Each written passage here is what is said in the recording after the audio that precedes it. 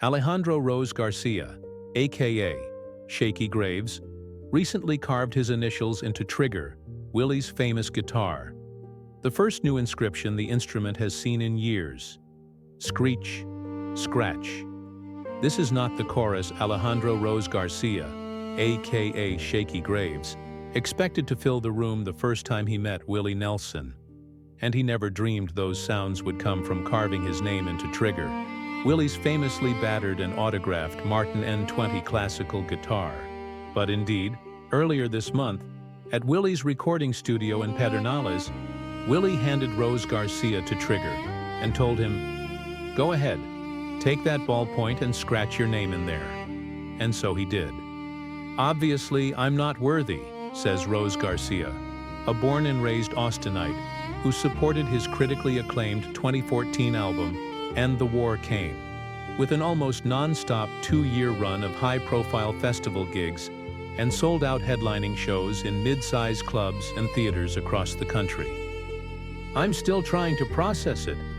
Rose Garcia met Willie October 3rd as a guest host of Other Voices, an Irish television show often compared to Austin City Limits, that recorded a series of episodes last week in Austin at Arlen Studios, and utilized a swath of acts playing the Austin City Limits Music Festival, including Mumford & Sons' Cage the Elephant and Margot Price. The show's session with Willie was the only one taped outside of Arlen. Rose Garcia says that for as many times as he'd seen pictures of Trigger, he'd never noticed the autographs until Willie handed him the guitar to inspect. But indeed, the signatures carved into the wood are a storied part of a storied guitar. Willie's been collecting autographs on Trigger for the better part of 4 decades, ever since Leon Russell asked Willie to sign his guitar. Flattered Russell had asked him, Willie figured a swap was in order and had Russell sign Trigger at the same time. From there, the collection grew. As Texas Monthly's own Michael Hall wrote in a December 2012 profile of Willie's guitar, some were famous musicians: Roger Miller, Johnny Cash, Chris Christopherson, and others were members of Willie's band or crew: Paul English Pooty, Bud Rock Prewitt, and Toonin' Tom, aka Tom Hawkins, who had become the guitar's caretaker on the road, changing strings every 3 or 4 gigs and tuning it up. Some signed the guitar in magic marker or Sharpie, and their names were soon lost in the blood, sweat, and beers of the nightlife. Others scratched them in with a ballpoint pen but didn't push deep enough, and their names too slowly faded. Soon Willie lost track of exactly who had signed his guitar. "I know how it felt when Leon asked," Willie said backstage last Thursday night at Austin City Limits Hall of Fame event. "So I try to pass that feeling along when I meet someone who I think would appreciate it. And Trigger knows I am not going to hand him to nobody that's gonna hurt him." John Selman, Willie's road manager, says prior to Rose Garcia, the last time somebody signed Trigger was at an April 2013 celebration of Willie's 80th birthday. Just before taping CMT Crossroads, Willie Nelson and Friends, from Third Man Records at Jack White's record shop in Nashville, Willie asked both White and singer-songwriter Jamie Johnson to etch their names into the guitar. White's signature is clearly visible at the very bottom of Trigger's front side. Rose Garcia's now sits above and a few inches to the right, a place Willie chose for him. Last week we spoke to Rose Garcia about the autograph he'd never dreamed of signing. "When did you know you'd be interviewing Willie?" "I was in Los Angeles closing a round of shows with Gary Clark Jr. The Greek Theater was our last gig with Gary and my last night of touring for a while. I was supposed to go home after and get back to the drawing board. So it was kind of an emotional night, to end things at the Greek Theater playing with a dude I went to high school with in Austin. Both Rose Garcia and Clark went to Austin High School, a few grades apart. Meanwhile, my manager is there and says the Other Voices people hit us up, and someone else was supposed to interview Willie Nelson, but had some travel problems and got stuck in Europe. Can you fly back early?" he asked. I said yes without hesitation. So I land back in Austin at 1 p.m. the next day, and I'm supposed to start working for Other Voices at 2 p.m. I talked to the director, and he said Willie is recording an album right now out at his home studio, and we're not even sure if he'll talk to us. Nobody likes being busted in on when they're recording. That's sacred time. So there was a lot of doubt it would happen, but if it did, I figured I'd ask some questions about Ireland, where Other Voices is broadcast, and get out of there. I was down to fly by the seat of my pants. Once you're at Willie's, he indeed agrees to stop the session and play some songs for the show? Exactly. And it's beautiful. Willie is just sitting there, smoking and playing music. His band are all in isolation booths. From our vantage point, the only person you can see in the room and hear is Willie. We are only hearing his side of the songs.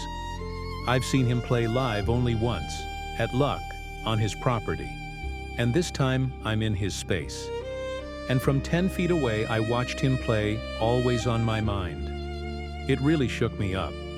It was a really surreal experience. I love Willie, but I'm not a Willie Nelson historian. I have some albums I really love, but I've never gone down the well too far. Is that because you grew up in Austin? Is it almost a rejection because it is so expected that Willie would be the soundtrack of your life? It's not that at all. It's that I don't have to work too hard to listen to Willie Nelson. I feel like if you were from a different place and sought it out, you'd be more encyclopedic.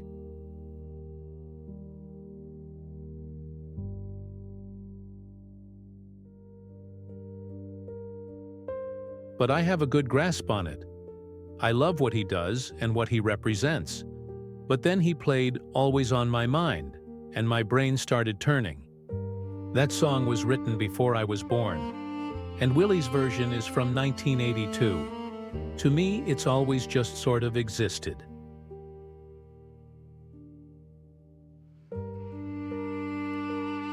And it's never been humanized in that way for me. And here, I'm watching him as an 83-year-old man working in a studio, something I also do for a living, sitting with headphones, a vape pen, and a cup of coffee. And people are freaking out around him, and he's completely unfazed by it. And here is this song I've heard so often in my life, but I am really listening to it for the first time because he is right here, and I was only hearing his track. It freaked me out. I welled up, and while I'm still dealing with that, my mind and emotions reeling, they pull out a folding chair and put me in a seat next time him. I've never interviewed anyone in my life and didn't know where to start. He's good with small talk and jokes. He was so easygoing and so funny. We talked a little about Ireland. The show is taped in Dingle, and we laughed about it being where the berries come from. I think he might have sensed my nervousness, and he asked, "Do you pick?" I said, I do. A little bit?"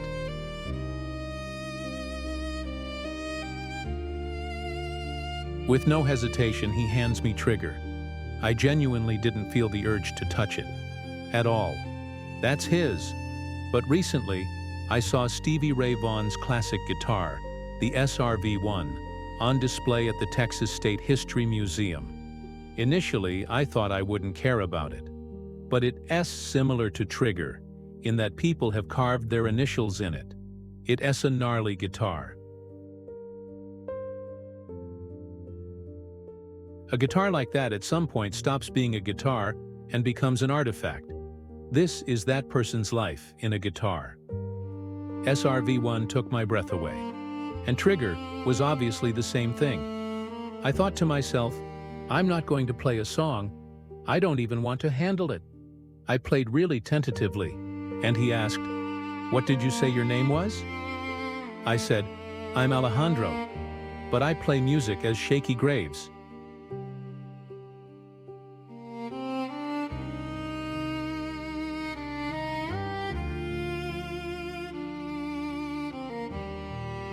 It's a little confusing. I played your 4th of July picnic.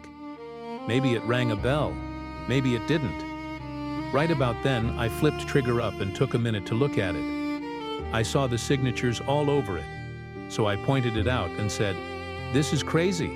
It feels like a lover's lane, like Jesse plus Francine. Love forever. And without hesitation, he asks, "Does anyone have a ballpoint pen?" The room got real quiet real quick. What's going on in your head? Part of me is thinking, please let this go down.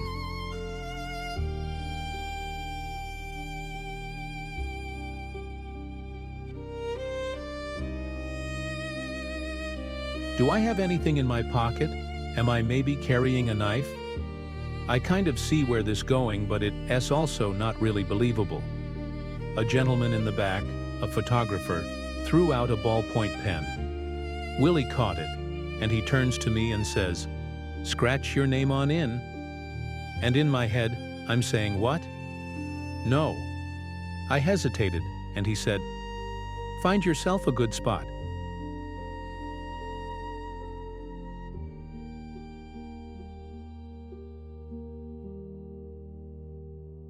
And then he pointed out a piece of real estate. I tried to be ginger, and he said, "No, really get in there. You'll really have to scratch at it." So I drew this little signature I've been doing before I was really a musician. A skull with an arrow through it with heart on the end of the arrow, and drew a little S and a G by its side. I said, "You like making people nervous, don't you?" He laughed. "And yet your name is on trigger. Forever." Right after it happened, I felt like I was in a car accident. My ears kind of popped. I went outside and couldn't really fathom what just happened. Freddie, Willie's nephew, and one of the reasons Other Voices was in Austin, told me that kind of thing simply does not happen. He said over and over, "Did you just sign Trigger? And you know that at some point Trigger is headed to the Smithsonian, with your name etched in it."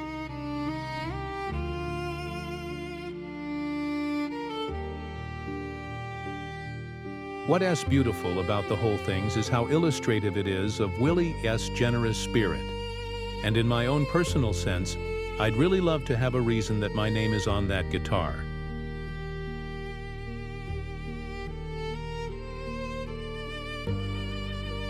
It makes me want to write something or create something that's as lasting and enduring as my signature on Trigger. I'd like to be more than a local scratch mark. But even if I am, I've made it, baby. I'd be fine with that.